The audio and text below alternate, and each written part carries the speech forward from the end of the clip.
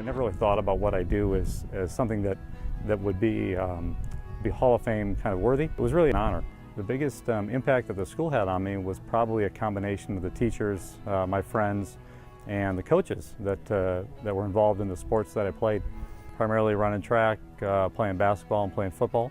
Also played in the band while I was here all 3 years. The biggest things I remember from both the teachers and the coaches were that they always expected a lot from you as a student or as an athlete. Many times I'm certain where myself and classmates of mine, our thought going into something was, we could never do that, or we're not that fast, or we can't jump that high, or we could never beat these guys. And based on the determination of the coaches and really kind of making sure that everybody had an opportunity to succeed, we found at times that we excelled beyond what our expectations were. I graduated from here in the spring of '94, and I went to Marquette University in Milwaukee, Wisconsin.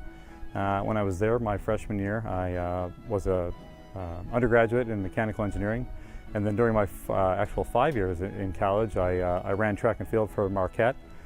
Started off doing real similar sports or events that I did in high school, which were primarily the 110-meter high hurdles and the high jump. And then very early on in my freshman year, because I had done some throw-in here and some other events, I picked up the decathlon in college and then competed in the decathlon my 4 years there at Marquette. I graduated from college in '99, and I had my undergraduate degree in engineering, so I took an engineering job in Detroit. I was working for a manufacturing design company there. We did a lot of engine design, engine manufacturing for a lot of the automakers in Detroit, Michigan. But very early on, the first summer that I moved there, I had gone out to the Ann Arbor airport and just started flying recreationally. And very soon realized that this is something I think I'd like to do. I had joined the Air Force in the spring and went off to pilot training and then continued down a career in the Air Force. I was in pilot training in Enid, Oklahoma when 9/11 happened in September of 2001.